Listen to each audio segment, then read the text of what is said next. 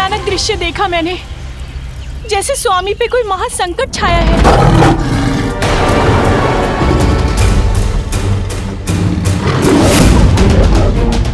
सोमनंदी जी, मुक्त कीजिए स्वर्ग को इस दुष्ट के आतंक से।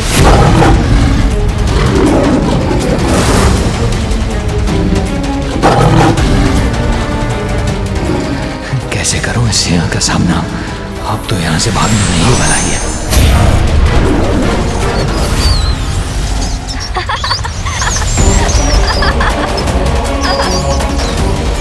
ये तो अपने वास्तविक रूप में आ गए।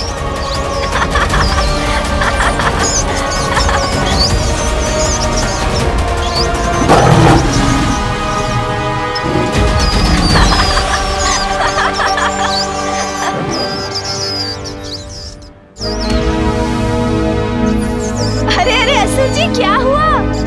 कुछ बोल क्यों नहीं रहे आप? कहीं आपकी जिह्वा तो नहीं दब गई इनके पंजों से? एक बार मुक्त हो जाऊं तो फिर इसके हाथ नहीं आऊंगा।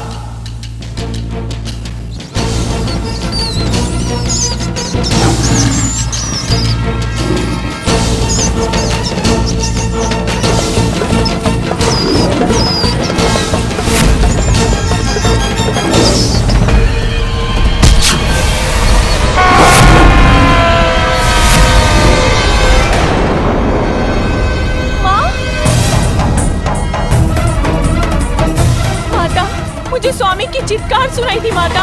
उनके प्राण संकट में है माता, उनकी सहायता कीजिए, उनकी सहायता कीजिए, उनकी सहायता कीजिए माता, उनकी सहायता कीजिए।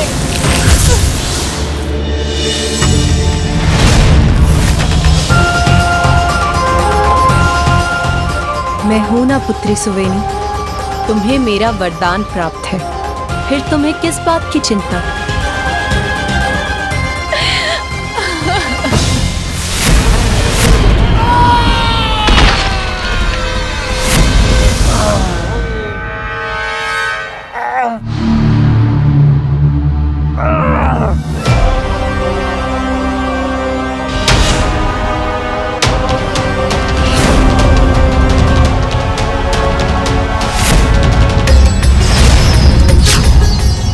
प्रकट हो मेरी मूषक सेना।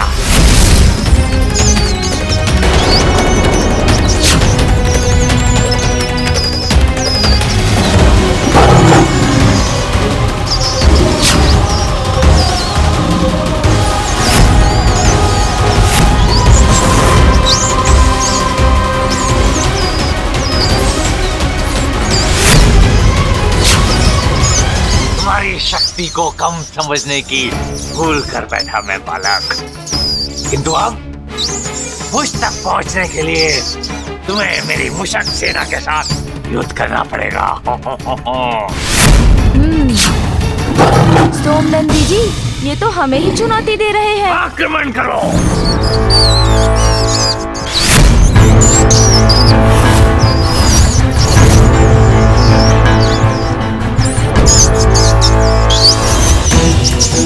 सोमनंदी जी,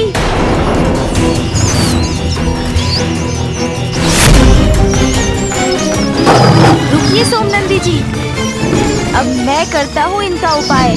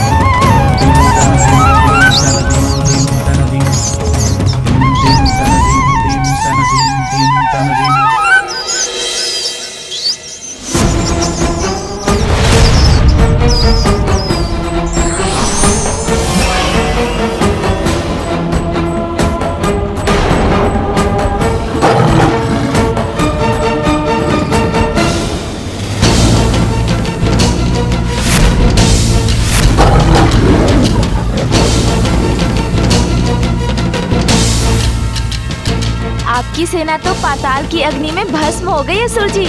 अब क्या करेंगे आप? बड़ा मायावी है ये बालक। अपनी माया से मेरी सेना को नष्ट कर दिया। शीघ्र इसका कोई उपाय करना होगा मुझे।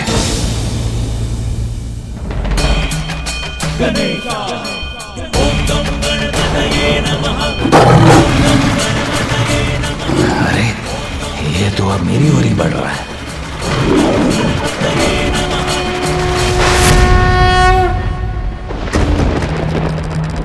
माँ, आपने मुझे वचन दिया था, आप मेरी सहायता करेंगी। मेरे स्वामी को संकट मुक्त कीजिए माता, मेरे स्वामी को संकट मुक्त कीजिए।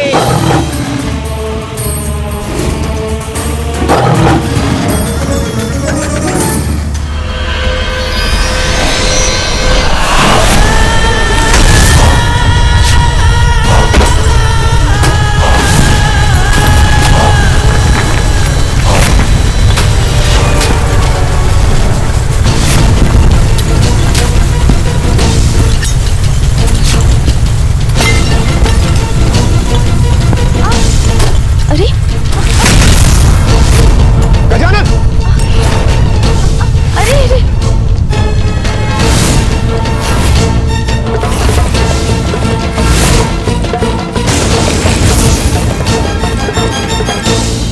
यह कैसा अनर्थ हो गया? गजानन तो पृथ्वी की अंधकारमय गहराई में गिर गए। अब क्या होगा?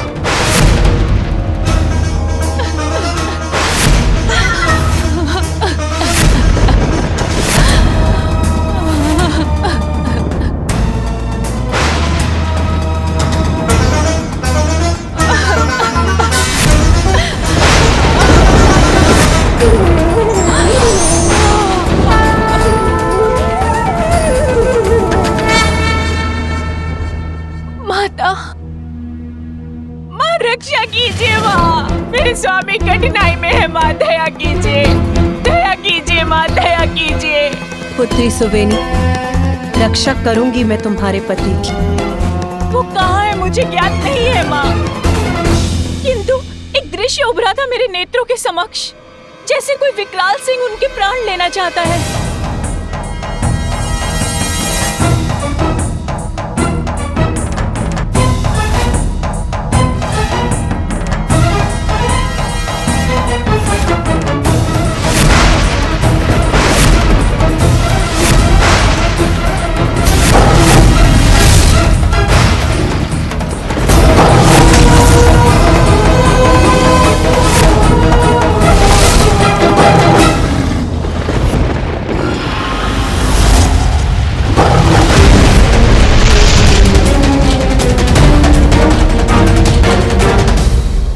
तुम्हारे पति का ये युद्ध मेरे पुत्र गजानन से हो रहा है।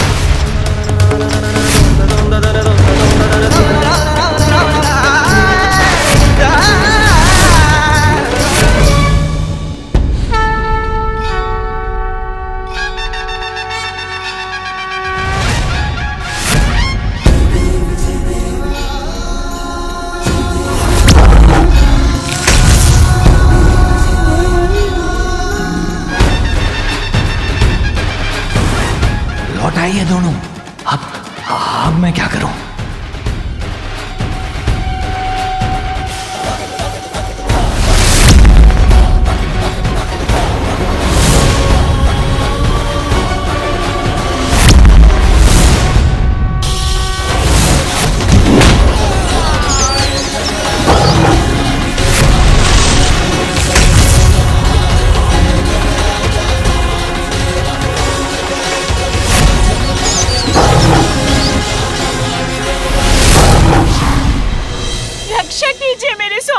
रक्षा कीजिए। पुत्री सुवेनी, तुम्हारे पति का युद्ध मेरे पुत्र गजानन से हो रहा है। तो क्या हुआ माँ?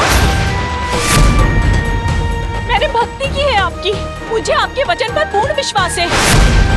चाहे कैसी भी परिस्थिति हो, आप मेरे सुहाग की रक्षा अवश्य करेंगी।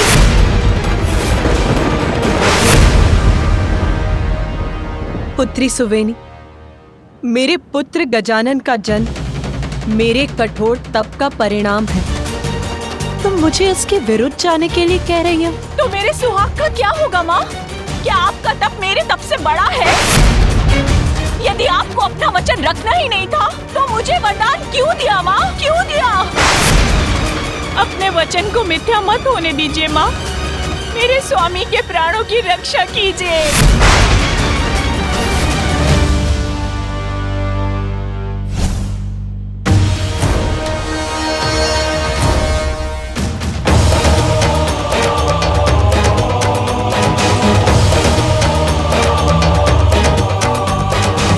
क्या हुआ पार्वती, चिंतित क्यों हो? स्वामी, मैं ये ज्ञात करना चाहती हूँ कि भगवान के लिए कौन बड़ा है, उनका परिवार या उनका भक्त।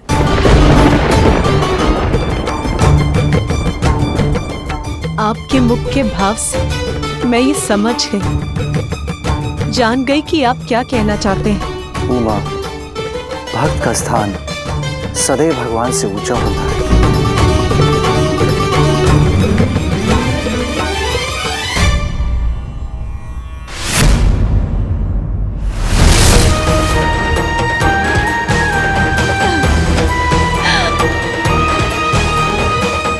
अपना वचन निभाऊंगी मैं रक्षा करूंगी तुम्हारे सुहाग की।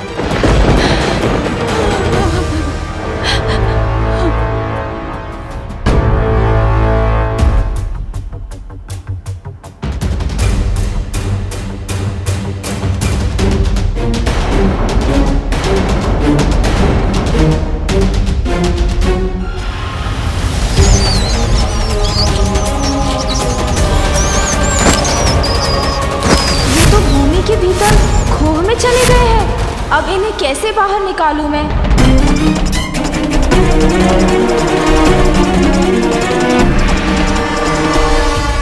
सोमनंदी जी, चिंता मत कीजिए, इसका उपाय भी है मेरे पास।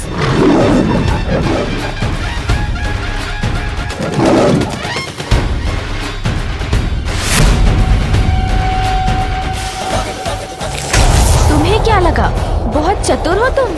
बिल में आ जाने से तुम सुरक्षित हो जाओगे।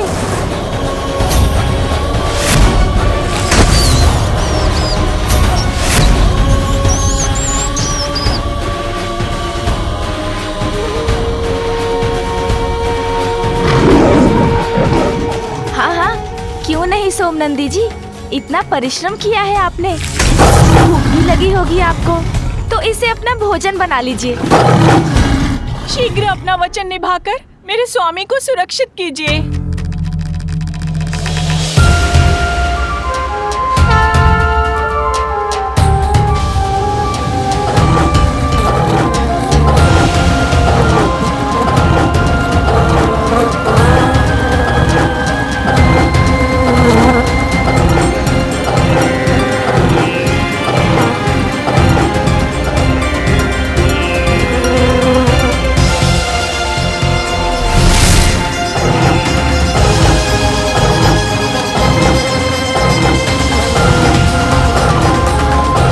इस असुर को मुक्त कर दो सोमनंदी।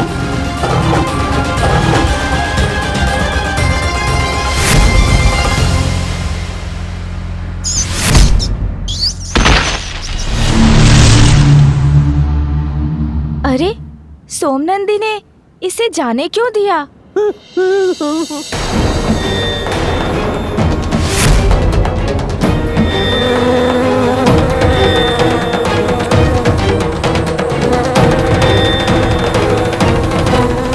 पुत्री सुवेनी, आशा करती हूँ कि अब तुम्हारे पति को अपनी भूल समझ आ चुकी होगी और वो उद्दंडता त्याग कर गजानन के समक्ष नतमस्तक होगा। यहाँ तुम्हारा कार्य समाप्त हुआ सोमनंदी, अब तुम्हें यहाँ से प्रस्थान करना चाहिए। सोमनंदी जी अचानक इस प्रकार कहाँ चले गए? ओह, समझा, हो सकता है माँ ने किसी कार्य से बुलाया हो उन्हें। तुम्हारा मित्र तो तुम्हें छोड़कर भाग गया बालक, अब तुम्हारी रक्षा कौन करेगा? और इसके पूर्व कि तुम किसी और को बुलाओ, मैं तुम्हारा अंत कर दूंगा।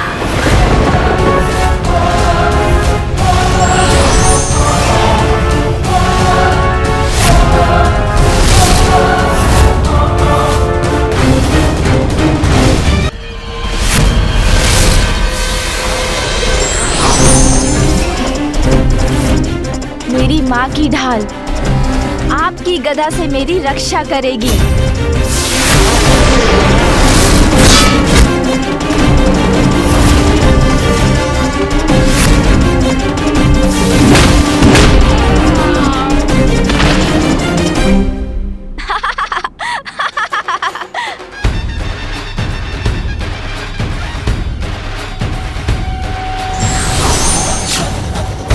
तुम्हारे पास तुम्हारी माँ के दिए हुए अस्त्र शस्त्र होंगे, और भूलो मत बालक, चोरी मेरा स्वभाव है।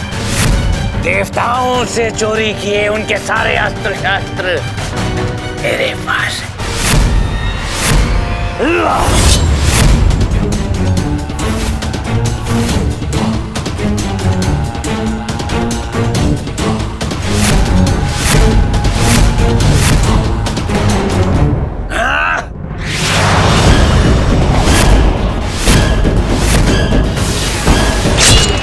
गजानन! मेरी ढाल!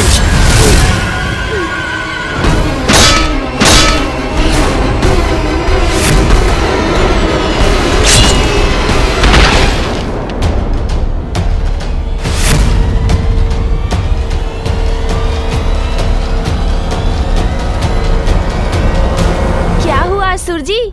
चोरी से कोई लाभ नहीं हुआ ना आपको? किंतु अब इस क्रीड़ा का अंत होना ही चाहिए।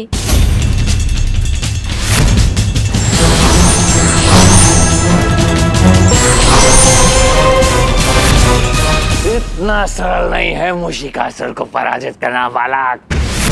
तुम्हारा सामना करने के लिए मूषिकासुर तैयार है।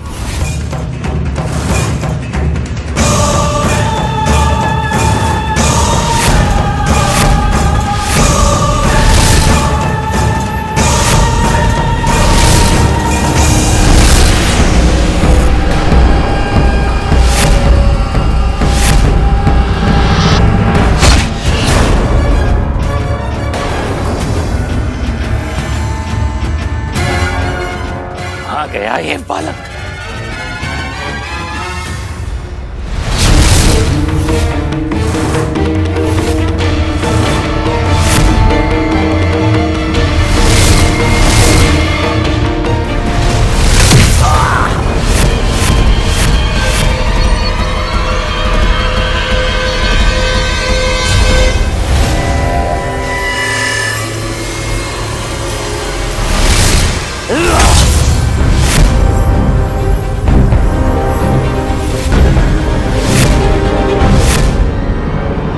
देवता हो ना तुम?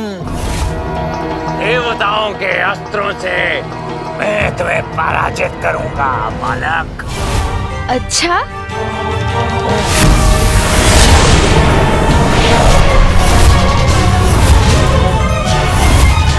मेरा दिव्य कवच है ये, मेरी रक्षा करेगा।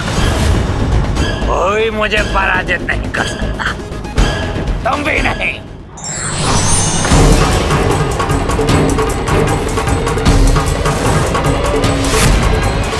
माँ के इस खड़ग से भेद दूंगा आपके इस कवच को मैं। मेरा खड़ग! व्यर्थ हो गया ना तुम्हारा खड़ग का प्रहार। क्या कहा था मैंने? कोई मुझे पराजित नहीं कर सकता, दिव्य कवच है ये मेरा। माता, मेरे स्वामी को क्षमा कर दीजिए, क्षमा कर दीजिए, उनकी सहायता कीजिए, उनकी रक्षा कीजिए माता। पुत्री सुवेनी, मैं तुम्हारे पति की रक्षा करने के लिए वचनबद्ध हूँ, किंतु ये गजानन के विरुद्ध होगा। मेरा ये शस्त्र निष्फल हुआ तो क्या, इस बार मैं अनेकों शस्त्रों का प्रयोग करूंगा।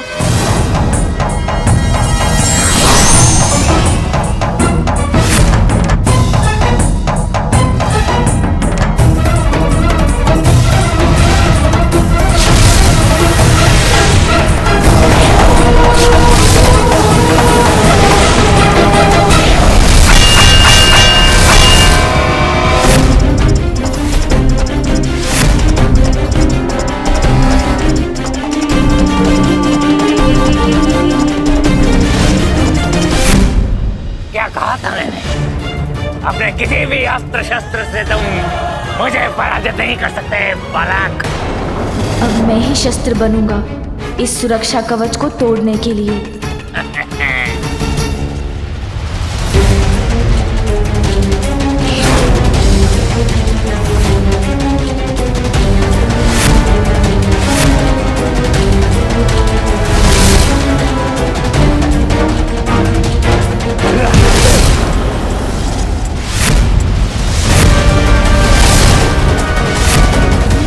कुछ भी कर लो, तुम कभी सफल नहीं हो सकते, कभी नहीं।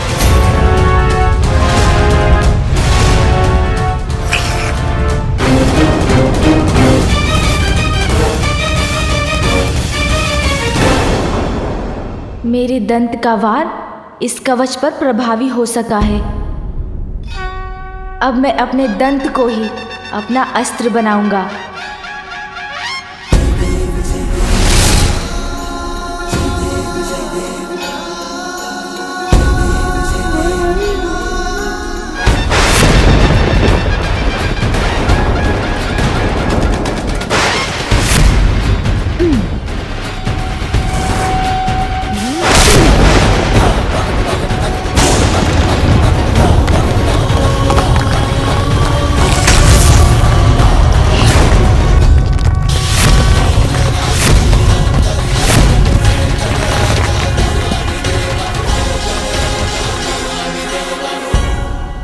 यहाँ कोई अस्त्र शस्त्र सफल नहीं हुए, तू अपने टूटे हुए दांत का प्रयोग करेगा बालक।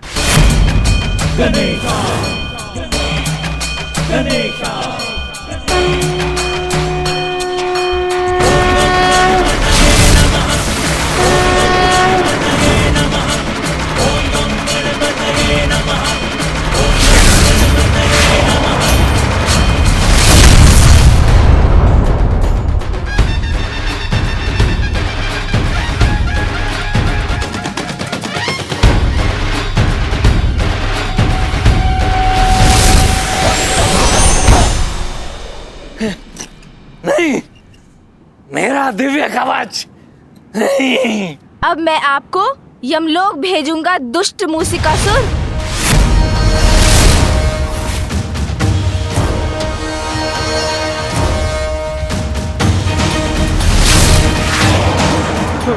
मैं जीवित रहना चाहता हूँ, यमलोक नहीं जाना चाहता। मैं भागकर अपनी रक्षा करूंगा।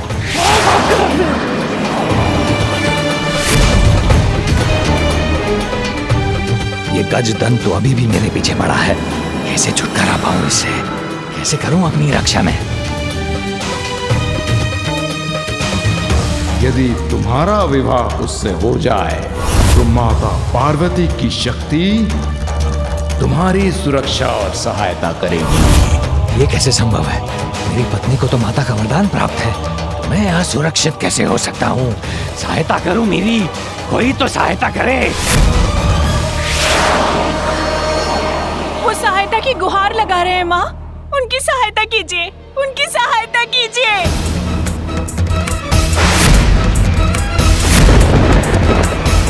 उचित है माँ, या तो मेरे स्वामी की रक्षा करके अपने वचन का पालन कीजिए, या फिर मेरे पति की मृत्यु के साथ साथ मेरी मृत्यु का उत्तरदायित्व भी अपने ऊपर ले लीजिए।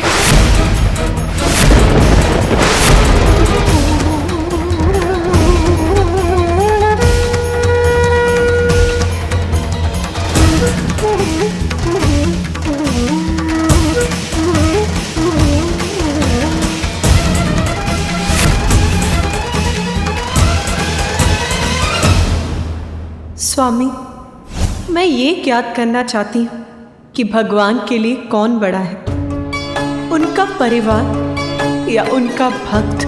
उमा, भक्त का स्थान सदैव भगवान से ऊंचा होता है, सदैव भगवान से ऊंचा होता है, सदैव भगवान से ऊंचा होता है।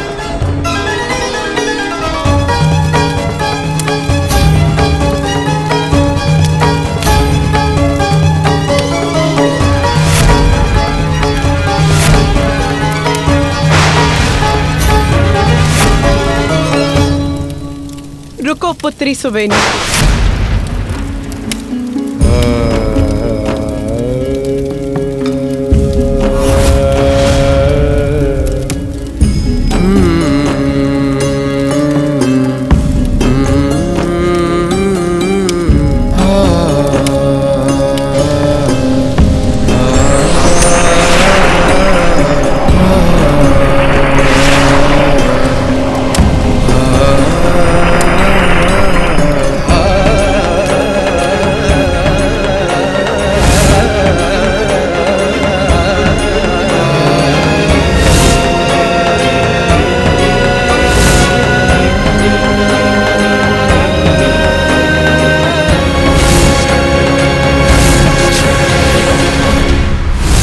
मुझे क्षमा करना पुत्र गजानन।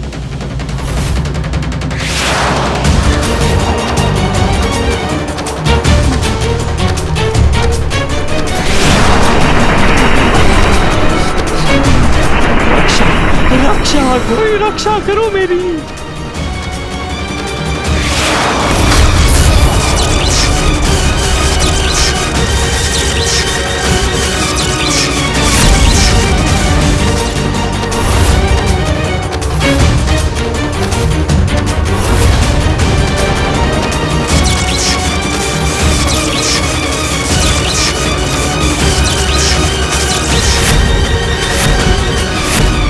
मुशिकासुर सुरक्षित, मुशिकासुर सुरक्षित।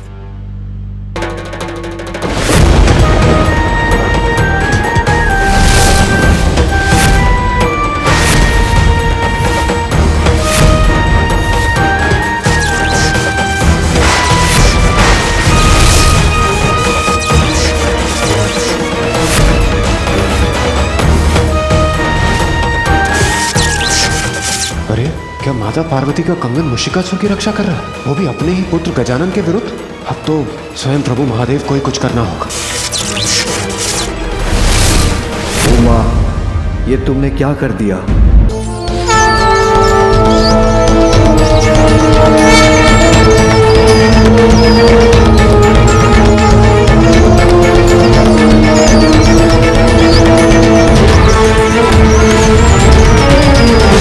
इन अप्सराओं को क्यों सता रहे हैं आप? तू है वो बालक जिसने सिंदूरा का वध किया और पता लोग को आतंकित किया। बालक हो तुम,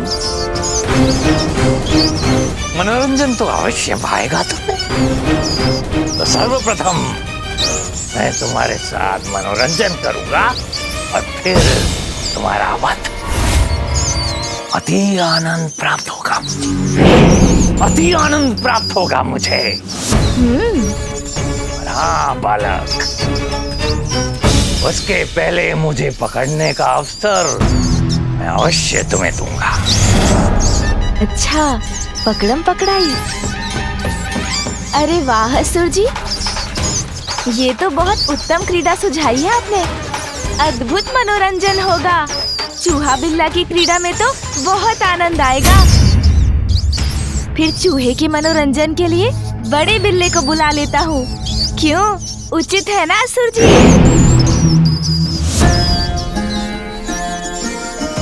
मेरी माँ का प्रिय वाहन सोमनंदी जी।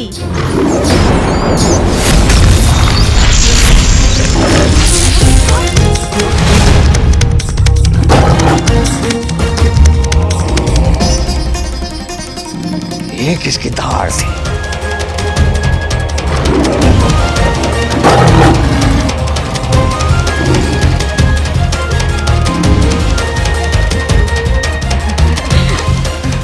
क्या देखकर इतनी प्रसन्न हो रही हैं ये अप्सराएं?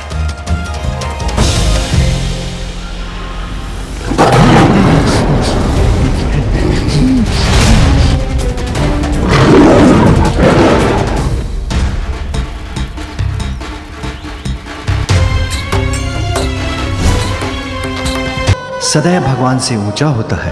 पार्वती, ये क्या? भक्त भगवान से बड़ा होता है, सत्य है, किंतु क्या भगवान द्वारा एक अधर्मी असुर की रक्षा करना, क्या ये उचित है? कुछ भी कर ले मूर्ख बालक, तुम मेरा स्पर्श भी नहीं कर पाओगे। कैसे भेदूं इस दिव्य सुरक्षा कवच को?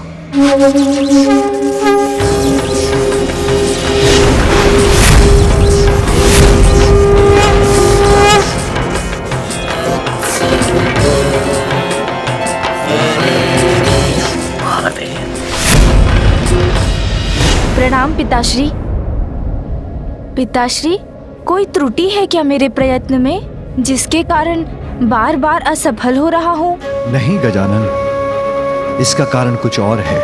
मैं समझा नहीं पिताश्री, आप किस कारण की बात कर रहे हैं?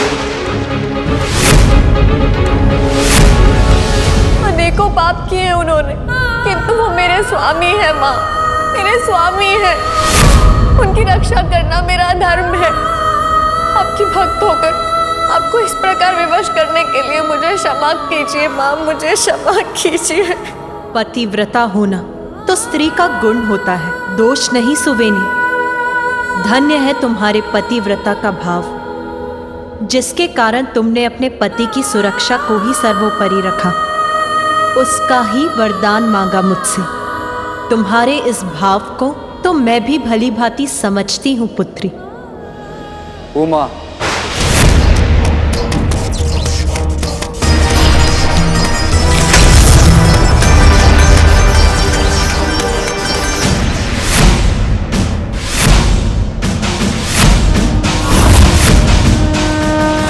माँ,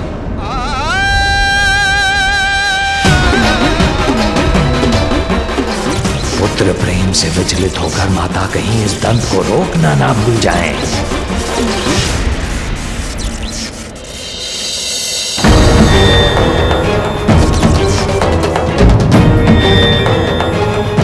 हम महादेव ही इस विकट परिस्थिति को सुलझाएंगे, किंतु यदि वो भी माता को समझाने में असफल हुए तो बहुत बड़ा अनर्थ हो जाएगा। उमा, तुम ये क्या कर रही हो? मुझे भली भांति ज्ञात है कि मैं क्या कर रही हूँ, किंतु आप यहाँ क्या कर रहे हैं? ये क्या हुआ है माँ को? वो इतना रूखा व्यवहार क्यों कर रही है? उमा, तुम्हें ज्ञात है कि तुम किसकी रक्षा कर रही हो? भक्त की भक्ति का सम्मान और उसके सुहाग की रक्षा कर रही हूँ। किंतु ये दुष्ट तो तुम्हारा भक्त नहीं है उमा।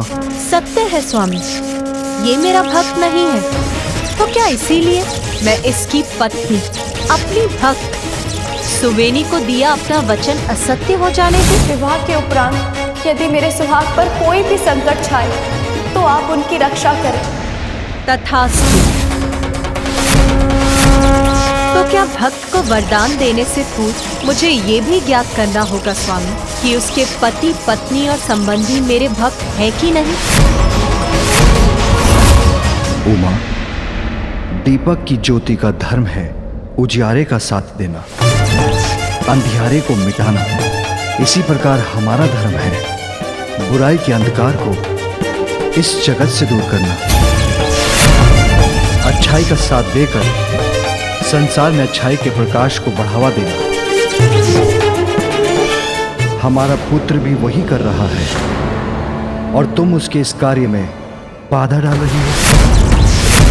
भक्त की भक्ति सर्वोपरि है, बुराई और अच्छाई के भेद से परे है। यदि भक्त बुराई में लिप्त है तो उसे अपनी संतान के समान सुपथ पे लाना हमारा कर्तव्य है। क्यों स्वामी, क्या हमारे भक्त को सुधरने का एक अवसर भी प्राप्त नहीं होना चाहिए? अनेकों पाप करने के पश्चात भी अपने किए पर कोई गिलानी नहीं सधर्मी पापी को। इसे अभी नहीं रोका गया तो ये अपने उपद्रव से संपूर्ण जगत को संकट में डाल देगा। इसलिए इसको अवसर देना अधर्म है उमा। संसार की रक्षा के हमारे कर्तव्य के विरुद्ध है। हृदय पर आघात लेकर अपने कर्तव्य पर सदैव अडिग रही हूँ मैं। इसीलिए कर्तव्य बोध करवाकर और अकारण अधर्म का दोष लगाकर आप मेरा अपमान मत कीजिए स्वामी। सर्वथा अनुचित है ये। पार्वती तो कुछ समझने के लिए तैयार ही नहीं है। इस दुष्ट पापी की रक्षा कर रही हूँ मैं, क्योंकि भक्त तो भगवान से बड़ा होता है। उचित है ना स्वामी? पुनः पूछती हूँ मैं, उत्तर दीजिए मुझे। भगवान बड़ा होता है या भक्त?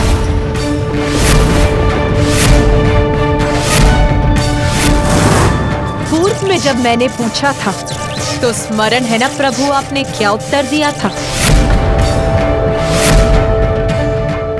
स्वामी, मैं ये ज्ञात करना चाहती हूँ कि भगवान के लिए कौन बड़ा है, उनका परिवार या उनका भक्त? उमा, भक्त का स्थान सदैव भगवान से ऊंचा होता है।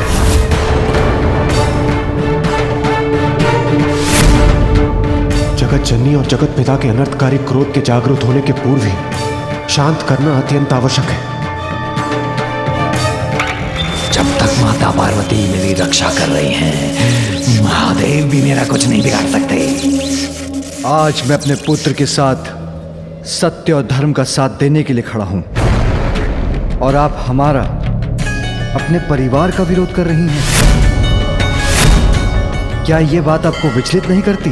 विचलित तो मुझे ये कर रहा है स्वामी कि आप सदैव कहते रहते हैं कि परिवार और भक्त में कोई भेद नहीं। जगत पिता और जगत माता हैं हम, सभी हमारी संतानें हैं, जिनका कल्याण दायित्व है हमारा। पुत्र कार्तिकेय को मुझसे दूर करते समय यही समझाया था ना आपने, किंतु आज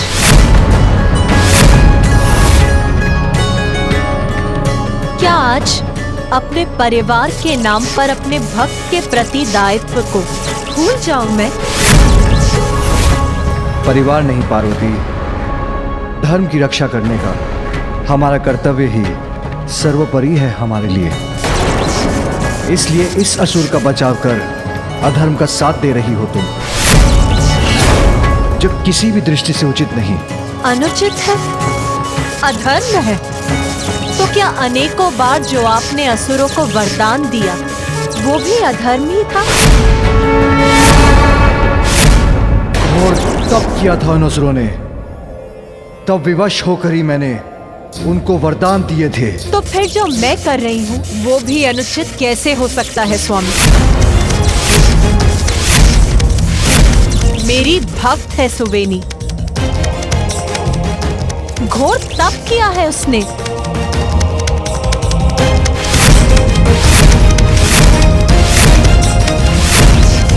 इसीलिए मैं भी विवश हूँ। ओह, तो इसलिए माँ इस असुर की रक्षा कर रही है। उमा, भिन्न परिस्थितियों की तुलना कर तुम बहुत बड़ी भूल कर रही हो। मेरा कहा मान लो, लौटा लो अपना कंगन। ये आपका निवेदन है या आदेश है प्रभु? और ये भी बताने की कृपा करें कि इस समय आप मुझसे मेरे पति के रूप में बात कर रहे हैं या जगत पिता महादेव के रूप में? ये माता अपने क्रोध में क्या कह गई? अब महादेव क्या करेंगे? महेश्वरी, अपना कंगन लौटा लीजिए। मैं अपने पति के ही आदेश का पालन करूंगी।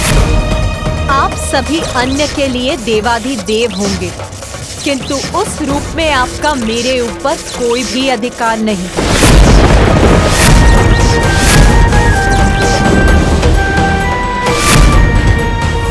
आपकी आज्ञा नहीं सुनूंगी मैं, आपकी आज्ञा नहीं सुनूंगी, आपकी आज्ञा नहीं सुनूंगी।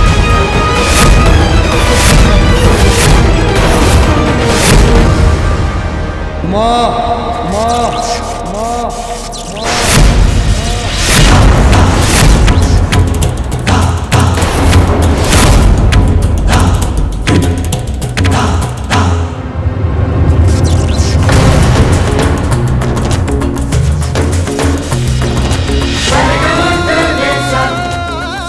माँ तो पिताश्री की सभी बातें अस्वीकार कर रही है।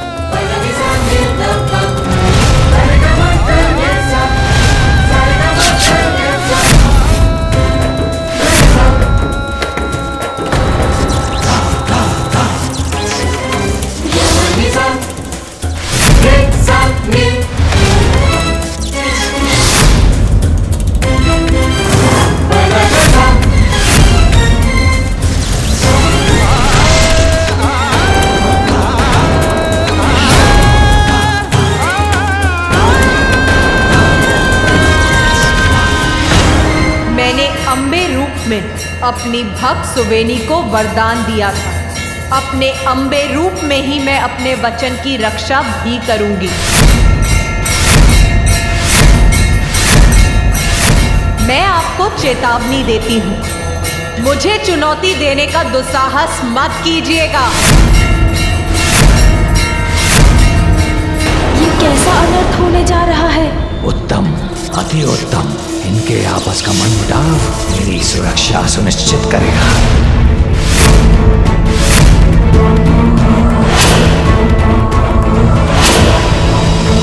ये कैसी विडंबना है ब्रह्मदेव। एक और महादेव और बालक गजानन, तो दूसरी ओर देवी पार्वती अपने दुर्गा रूप में। स्थिति अनियंत्रित हो रही है। जगत पिता और जगत जननी का मतभेद है ये, और इन दोनों के टकराव के मध्य में है गजानन। स्थिति अनियंत्रित हो नहीं रही है श्री हरि, अनियंत्रित हो चुकी है। हमें शीघ्र वहां जाकर स्थिति को संभालने का प्रयत्न करना चाहिए। यदि इन दोनों का टकराव और बढ़ा तो विध्वंस होगा, उससे हम सभी नष्ट हो जाएंगे।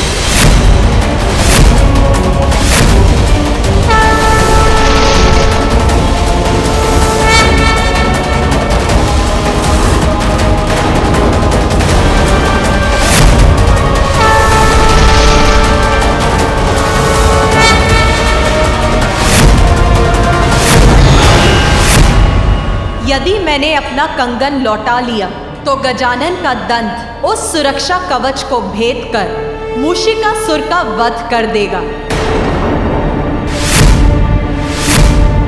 और ये मैं कदापि होने नहीं दूंगी। इन्होंने तो और भी विराट रूप धारण कर लिया है और स्थिति भी अनियंत्रित होती प्रतीत हो रही है। ये कैसा हठ है महेश्वरी। गजानन हमारा पुत्र है, तुम्हारा पुत्र है, और आज तुम उसके विरुद्ध जाकर एक असुर की रक्षा कर रही हो।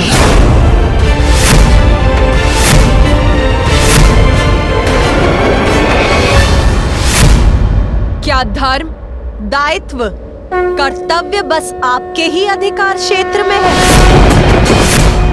आज मैं अपने भक्त के साथ खड़ी हो गई तो वो आपके लिए हट हो गया? क्या आप भूल गए वो क्षण जब आपने हमारे पुत्र गजानन का शीश उसके धड़ से विलग कर दिया था?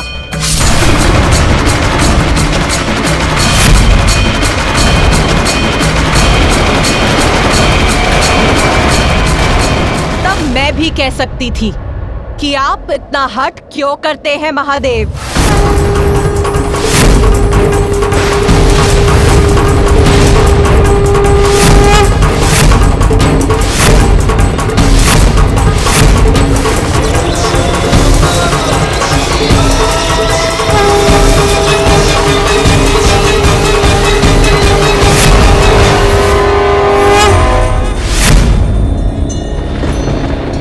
तुम्हें ज्ञात है ना देवी कि मूषिकासुर की दुष्टता का अंत करने के लिए जो उचित है उसी का साथ देने के लिए ही गजानन क्रियाशील है।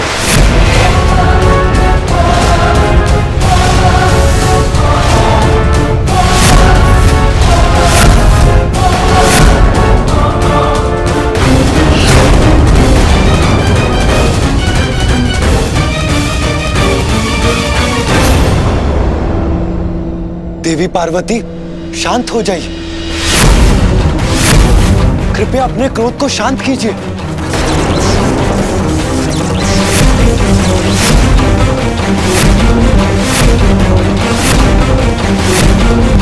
आपको ज्ञात था कि गजासुर एक भयानक पापी असुर है। अनेकों पाप किए थे उसने, किंतु उसने तप कर आपका आवाहन किया।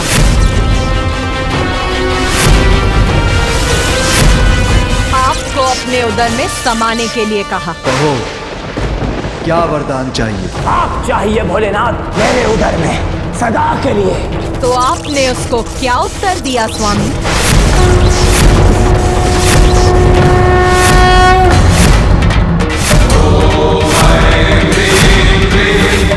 ओम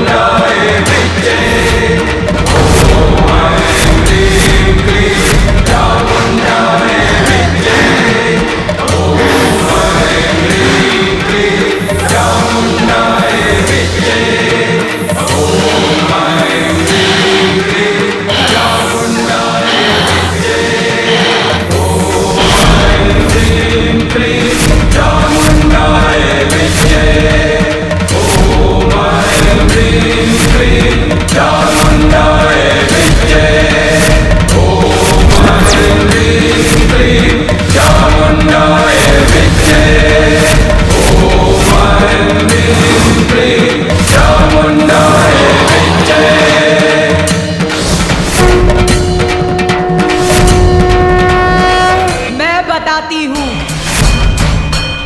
तब कहा था आपने, तथास्तु तथास्तु।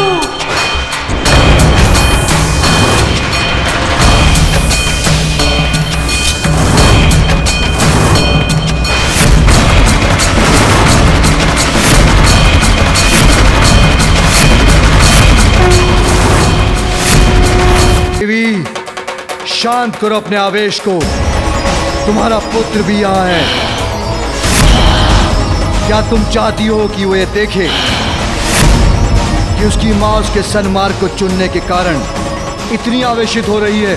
मैंने अपने पुत्र को ऐसे संस्कार दिए हैं कि वो उचित और अनुचित, धर्म अधर्म का भेद भली भांति समझ सके। वचन का महत्व समझने में सक्षम बनाया है उसे मैंने। मैं पुनः कह रहा हूं देवी, जो तुम कर रही हो वो अनुचित है। विवश कर रही हो तुम मुझे।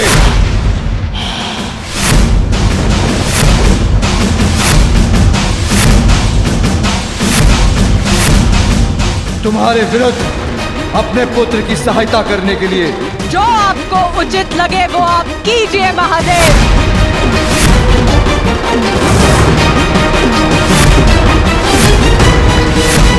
किंतु इतना जान लीजिए, मूषिकासुर की ओर बढ़ने का जो भी प्रयत्न करेगा तो उसे सर्वप्रथम मुझसे टकराना पड़ेगा।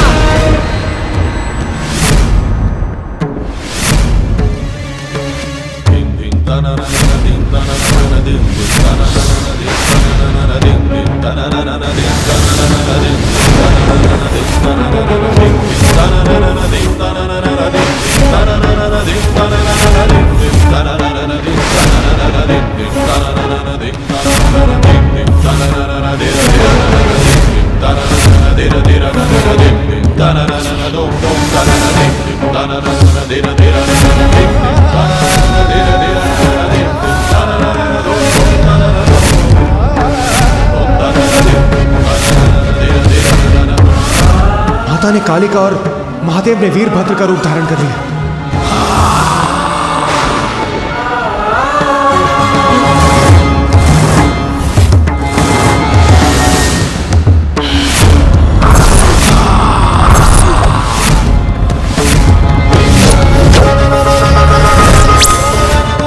जिसका भय था वही हो रहा है। महादेव और देवी पार्वती दोनों अपने विकराल रूप में हैं। उनके मध्य संघर्ष हुआ तो सृष्टि छिन्न भिन्न हो जाएगी, कोई शेष नहीं रहेगा।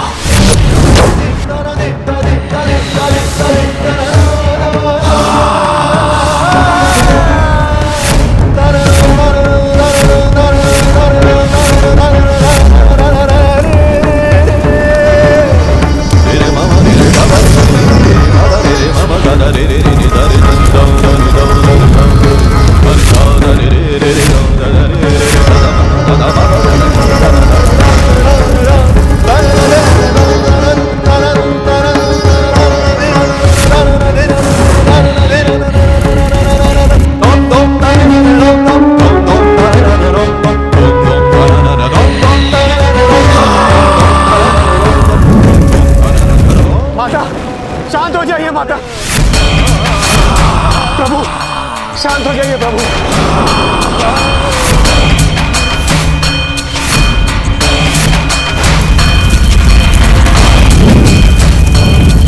ये जो भी हो रहा है अनुचित है।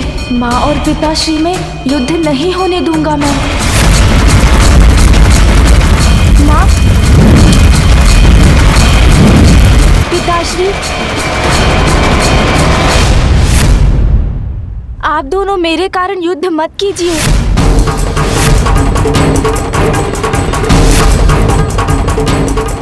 मत भूलिए, परिवार की कलह सदैव विनाशकारी होती है।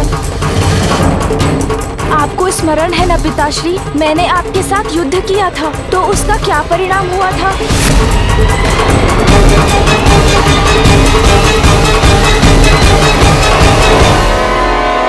समस्या है हमारे समक्ष, जिसका समाधान मिलकर बातचीत कर ढूंढना चाहिए हमें। आपसी टकराव का तो एक ही परिणाम है, परिवार का विनाश। आप दोनों का ये युद्ध मेरे कारण हो रहा है ना, तो माँ, पिताश्री, लीजिए, मैं अपना दंत लौटा लेता हूँ।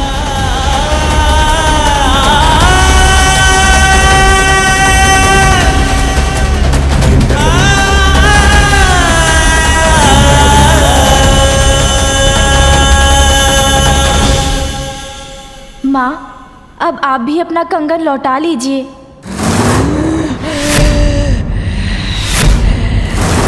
नहीं माते नहीं, मैं पुनः असुरक्षित हो जाऊंगा माते नहीं।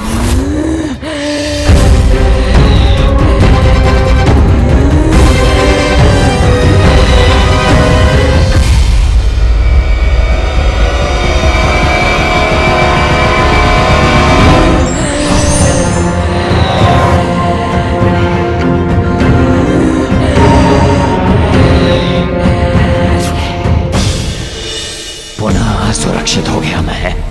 इसके पूर्व कि ये संपूर्ण परिवार एक साथ हो जाए, मुझे भाग लेना चाहिए।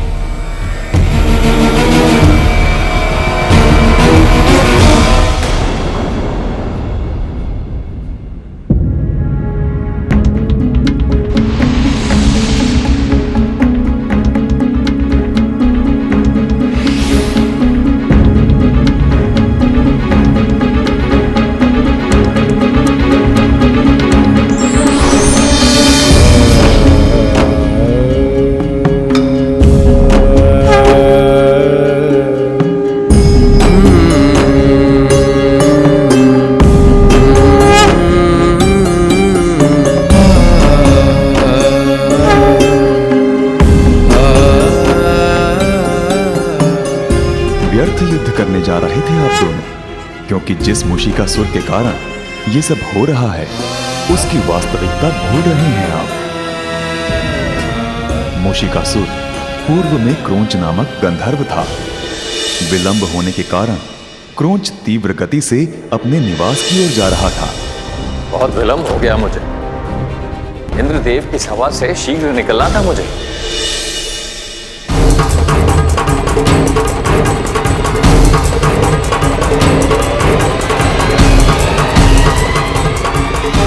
शीघ्रता में क्रोंच ऋषि वामदेव से टकरा गया, जिससे ऋषिवर की वर्षों की तपस्या।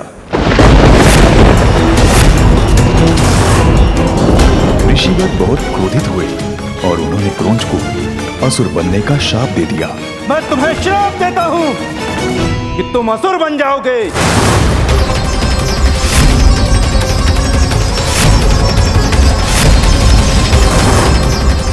ऋषिवर नहीं, डाल से पैर टकरा गया और मैं आप पर गिर पड़ा।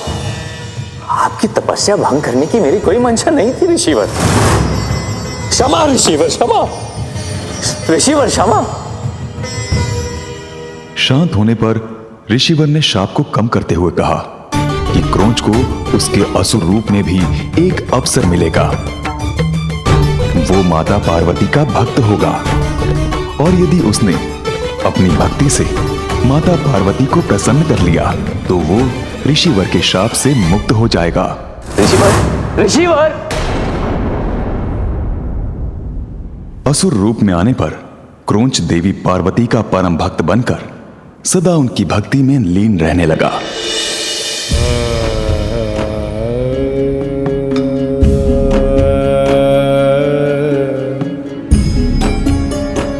जिससे माता पार्वती ने प्रसन्न होकर उसे दर्शन दिए।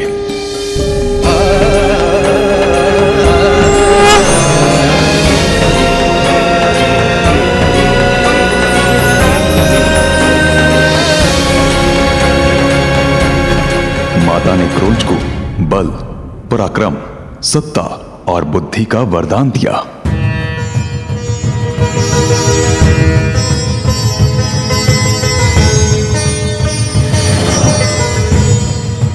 उसी समय क्रोंच की दृष्टि माता के हाथ में स्थित अमृत की कटोरी पर पड़ी, जिसे देखकर वो लालच में आकर माता से अमृत की मांग कर बैठा। किंतु माता ने उससे कहा कि अमृत मात्र योग्यता के आधार पर ही प्राप्त होता है और अभी क्रोंच अमृत पाने के योग्य नहीं बना था।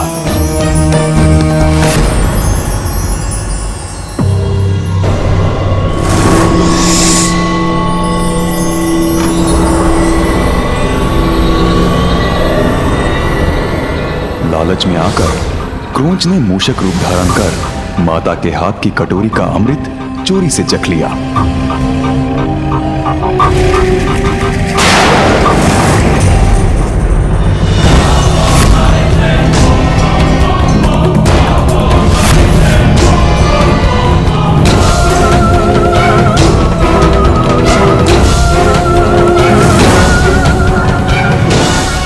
माता ने क्रोधवश उस असुर को ऋषि वामदेव के शाप से मुक्त करने के स्थान पर और बड़ा शाप दे दिया। मेरे मना करने पर भी तुमने मूषक रूप धरकर अमृत को चुराया, इसीलिए मैं तुम्हें ये श्राप देती हूँ। आज से तुम मूषिकासुर बनकर चोरी से ही अपना उदर भरोगे।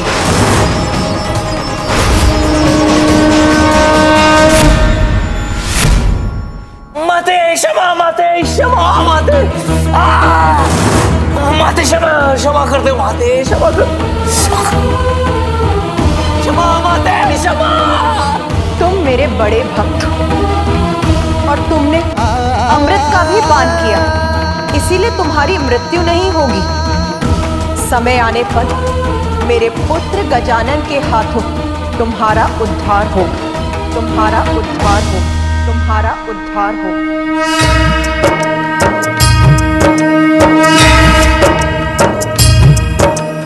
या देवी सर्वभूतेषु शक्तिरूपेण संस्थिता नमस्तस्यै नमस्तस्यै विनाश का कारण बनता है। सृष्टि की रक्षा के लिए आपका शांत होना आवश्यक है। समस्या का हल क्रोध करने से नहीं, विचार करने से होगा और इस समस्या का हल केवल गजानन के पास है। नमस्तस्यै नमो नमः। या देवी सर्वभूतेषु शक्तिरूपेण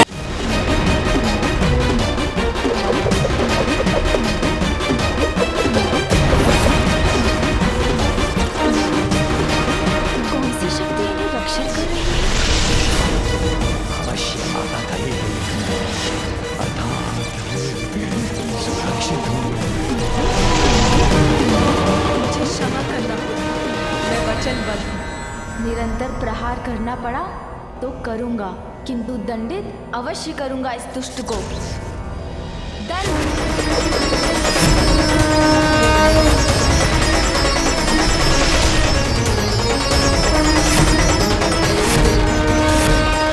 युक्ति का प्रयोग किया है मैंने बालक, जिसके सामने तेरी हर शक्ति फीकी पड़ जाएगी।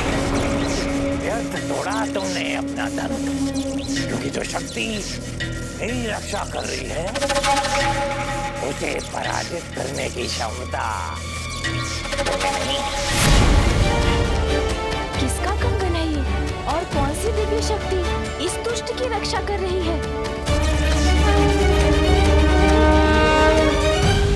गजानन अपनी विफलता का कारण नहीं समझ पा रहा है, किंतु पार्वती ऐसा क्यों कर रही है? आप धन्य है माता, आप धन्य है। मेरे सुहाग की रक्षा के लिए आप इतना बड़ा त्याग करने पर विवश हैं, किंतु ऐसा कर आज आपने दर्शा दिया कि आपके लिए भक्ति ही सर्वोपरि है।